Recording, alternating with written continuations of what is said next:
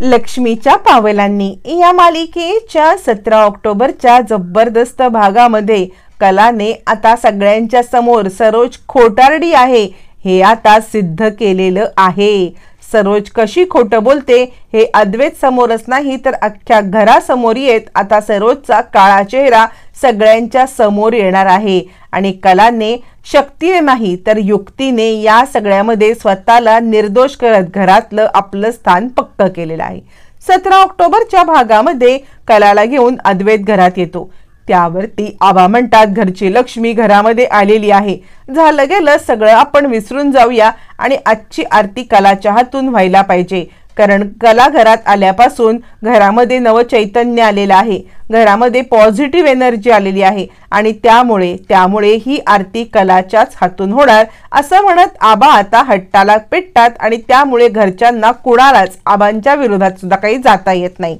त्यामुळे सगळेजण कला आता आरती करणार या विषयावरती ठाम मत करतात। अद्वैतला हे पटलं नसलं तरी आबांसाठी त्याला आता काहीही बोलता येत नसतं, निमूटपणे त्याला आबांचं म्हणणं ऐकायला लागतं। आबा म्हणतात चला सगळ्यांनी आरतीची तयारी करा, कला तू आरती धर। मग कलाच्या अंगामध्ये थोडा अशक्तपणा असतो, आबा तिला सावकाशपणे उठायला सांगतात। कला उठते आणि आता आरती घेते। इकडे सरोजचा जळफळाट होत असतो, म्हणजे प्रत्येक वेळेला याच मुलीची जीत व्हायला पाहिजे का? दरवेळेला काही झालं की आबांनी हिचीच बाजू घेतली पाहिजे। आज तर आबांनी हिच्यासाठी मला सगळ्यांच्या समोर कमीपणा दिलेला आहे, ते काही नाही, या सगळ्याचा बदला तर मला घ्यायलाच पाहिजे। इकडे रजनी आता छानपैकी आरतीचं ताट तयार करते आणि कलाला हा आरतीचा मान देण्यासाठी बोलवते। मग कला छानपैकी देवी आईच्या समोर उभी राहते, आरती करायला लागते आणि सगळेच जण आता मनोभावे आरती करायला लागतात। कोणी मनामध्ये चांगली आकांक्षा घेऊन किंवा कुणी मनामध्ये कपटी इच्छा घेऊन देवी आईची आरती करत असतं आणि जो तो आपापल्या परीने देवी आईकडे चांगलं वाईट मागत असतो। पण न मागता देणारी देवी आई मात्र आता कलाच्या हातून पूजा होतात चांदेकरांना भरभरून देणार असते। इकडे आता सांगलीच्या ब्रँच मधून कंटिन्युअसली श्रीकांतला कॉल येत असतो, पण आरती चालू असल्यामुळे श्रीकांत तो काही कॉल घेऊ शकत नाही। फायनली कलाच्या हातून आरती होते आणि इकडे चांदेकरांना गुड न्यूज वरती गुड न्यूज मिळण्यासाठी सांगलीच्या ब्रँच मधून फोन येतो। कला सगळ्यांना आरती देत असताना इकडे आता श्रीकांतला ती गुड न्यूज मिळते आणि श्रीकांत म्हणतो काय खरंच, ही तर खूप मोठी आनंदाची बातमी आहे असं म्हणत आता मात्र श्रीकांत फोन ठेवतो आणि आबा म्हणतात काय रे श्रीकांत, कुठून फोन आला होता? तोपर्यंत श्रीकांत आतमध्ये येतो, सगळेजण पाया पडत असतात। श्रीकांत म्हणतो आबा खूप छान बातमी आहे, म्हणजे सांगलीच्या आपलं ते आग तर थांबली, 1 रुपयाचं नुकसान पण झालं नाही। आपल्याला वाटलं होतं की शॉर्ट सर्किट झालं असेल, त्याच्यामुळे काहीतरी नुकसान झालं असेल, पण तसं काही झालंच नाहीये। सगळे सीसीटीव्ही फुटेज बाकी सगळ्या कामगारांचं हे चेक केलं, पण काहीही झालेलं नाहीये की ज्याच्यामुळे ही आग शॉर्ट सर्किटमुळे लागले असं कळेल आणि कोणाही कामगाराचं नाही किंवा 1 रुपयाचं पण आपलं नुकसान नाहीये। हा चमत्कार कसा घडला काहीच माहित नाहीये। सगळ्या कामगारांना आश्चर्य वाटते की हा चमत्कार घडला तरी कसा? यावरती रजनी म्हणते खरंच खूप चांगली बातमी आहे। आबा म्हणतात हा न कलाचा पायगुण आहे, कलाच्या हातून देवी आईचं पूजन काय झालं, आपल्या चांदेकरांना आनंदाच्या बातम्या मिळतच चाललेल्या आहेत असं म्हणत आबा खूपच खुश होतात आणि आता कलाचं कौतुक करताना थकत नसतात। इकडे आबा कलाचं कौतुक करत असतात, तिकडे रजनी, श्रीकांत आणि आता अद्वैत यांच्या रागाचा पारा चढत असतो। कलाच्या हातून पूजा होते, छानपैकी सगळेजण आरती घेतात। मग आजूबाजूच्या बायका असतात त्या आता चांदेकरांच्या देवीला नमस्कार करायला येतात। चांदेकरांच्या देवीच्या इथे सगळेजण पाया पडतात आणि आता मूर्तीचं रूप बघून सगळेजण भारावून जातात। कलाने बनवलेली मूर्ती अप्रतिम असते, मूर्तीचे डोळे, मूर्तीचे हावभाव या सगळ्यामध्ये खूप छान पद्धतीने कलाने काम केलेलं असतं आणि या कामाचं सगळेजण कौतुक करायला लागतात। खरं सांगू का तर आबासाहेब तुमची मूर्ती इतकी सुंदर आहे ना की त्या मूर्तीकडे डोळे भरून पाहावं असं वाटतं। मूर्तीचे डोळे आत्ता बोलतील की काय असे बोलके डोळे आहेत, मूर्तीचे हावभाव या सगळ्यामध्ये खूपच अगदी छान वाटत आहेत, सोज्वळपणाची नितांत अगदी मूर्ती दिसत आहे। यावरती आबा म्हणतात, आमच्या कलाने, आमच्या सुनबाईने ही मूर्ती बनवलेली आहे। यावरती ती बाई म्हणते, हो, कला खूपच छान मूर्ती बनवते, तुम्हाला ही अशी सून लाभले ना, यासाठी चांदेकरांचं जितकं कौतुक करावं तितकं कौतुक थोडं आहे। त्यावरती ती एक बाई सांगते, हो, यावर्षीची गणपतीची मूर्ती आम्ही न कलाने बनवली ना, त्याच कारखान्यातून घेतली।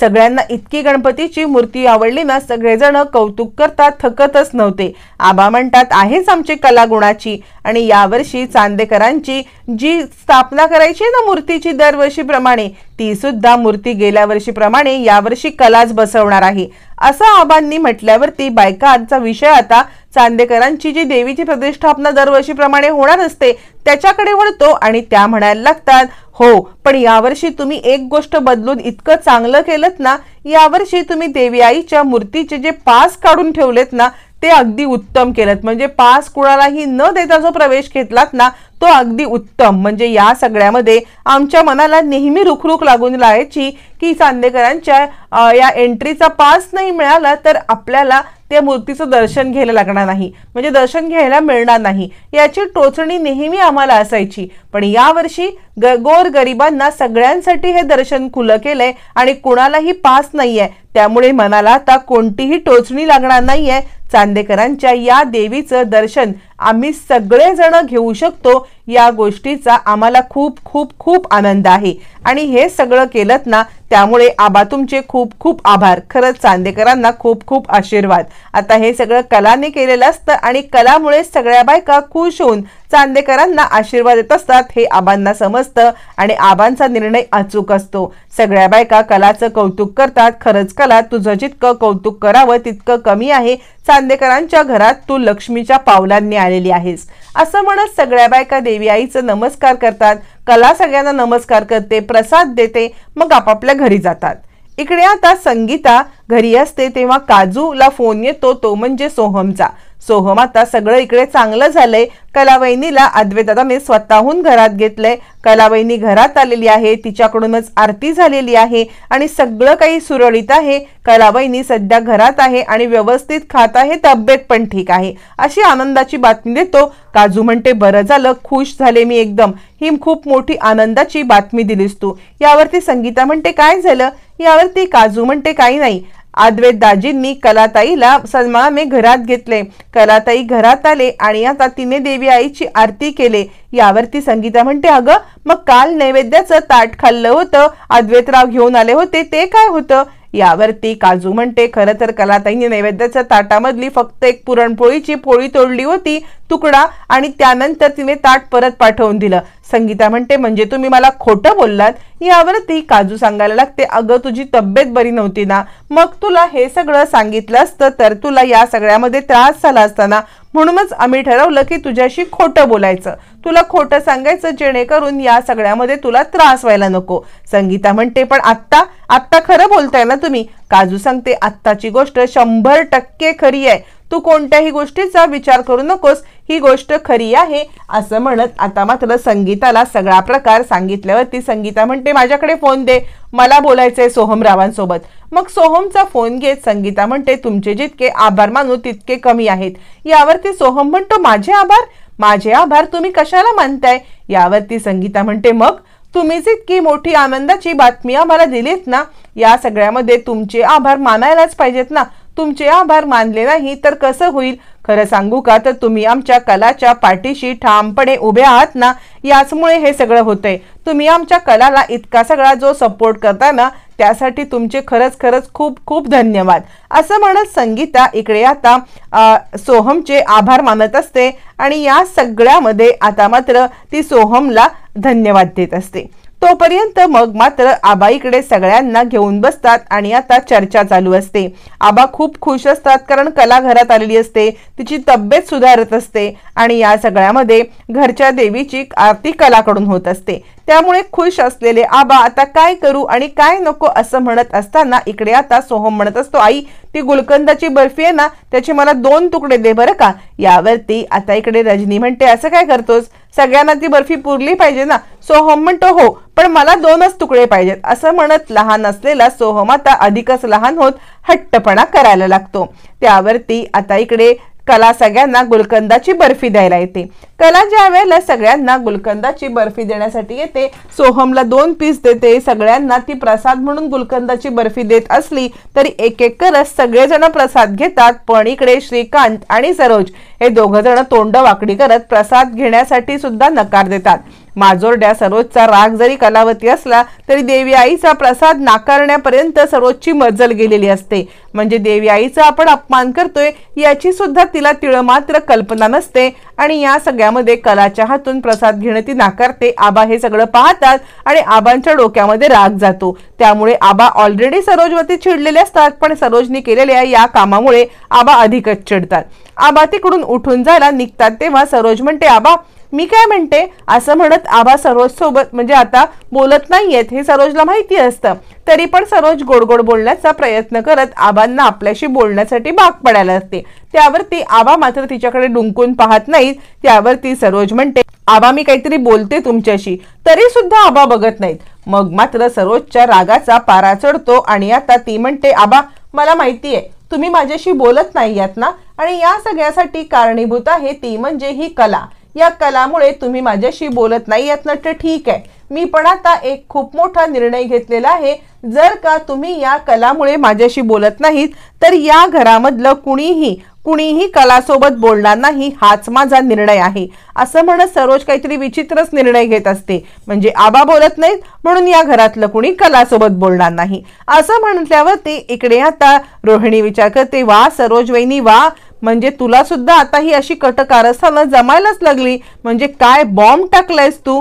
आबा तुझ्याशी बोलत नाही त्याचं खापर कलावरती फोडून तू कलाला सगळ्यांपासून तोडतेस.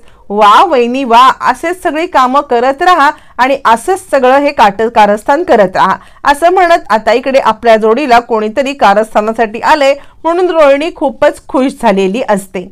नंतर आता अद्वैत इकडे रूम मध्ये येतो. अद्वैत रूम मध्ये आल्यावरती समोर त्याला कला दिसत असते. कला काहीतरी तिचं नेहमीचं काम करत असते. अद्वैत विचार करतो, ज्या व्यक्तीचा आपल्याला इतका राग येतो, ज्या व्यक्तीबद्दल आपल्या डोक्यामध्ये इतकी तिडक आहे, त्याच व्यक्तीला आपल्या नजरेसमोर बघताना आपल्याला जो काही त्रास होतोय ना, तोच हिला बघितल्यावरती मला त्रास होतोय.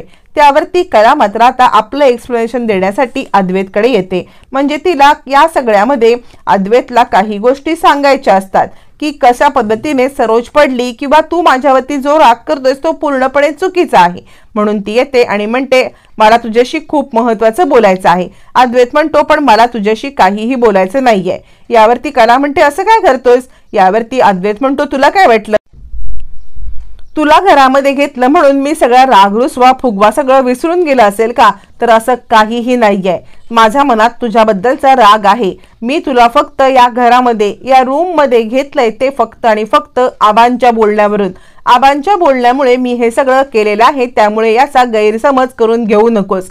यावरती कला म्हणते, मुळातच मी या घरात आले कारण मला माहितीये की मी निर्दोष आहे. मी कुठेही काही चूक केलेली नाहीये. हे बघ, प्रत्येकाच्या आईला या सगळ्यामध्ये म्हणजे आईला जर त्रास झाला तर प्रत्येकाला दुःख होणं साहजिक आहे. पण तुझं काय आहे. तू या गोष्टीवरती कोणताही पुढचा मागचा विचार न करता तू डायरेक्ट माझ्यावरती आरोप करतोस. हे बघ, एक लक्षात ठेव, मी अजूनही तुला तेच सांगते, मी या घरात आले नसते जर मी चुकीची नसते. मी चुकीची नाहीये म्हणूनच मी या घरात आहे. नाहीतर जर माझ्याकडून चूक झाली असती तर मी घराबाहेरच थांबले असते. सरोज मॅडम का खोटं बोलतायत मला माहित नाहीये, पण मी सरोज मॅडमना ढकललेलं नाहीये. अद्वैत म्हणतो, मला तुझ्याकडून काही ऐकायचं नाहीये आणि तुझ्याकडून खऱ्याची अपेक्षा करणं म्हणजे दगडावरती डोकं आपटण्यासारखं नाही आहे. त्यामुळे एक गोष्ट लक्षात ठेव, मला तुझ्याशी काही बोलायचं नाहीये. कला म्हणते, मला माझी बाजू मांडण्याचा अधिकार आहे, पण अद्वैत म्हणतो, मला तुझी बाजूच ऐकायची नाहीये. कला म्हणते, तू डोक्यामध्ये राग घालून घेतलायस. आपल्या आईला धक्का दिल्यावरती कुणालाही वाईट वाटेल ही गोष्ट जितकीच खरी आहे ना, तितकीच गोष्ट मी सुद्धा शपथ घेऊन सांगते की मी त्यांना धक्का दिलेला नाहीये.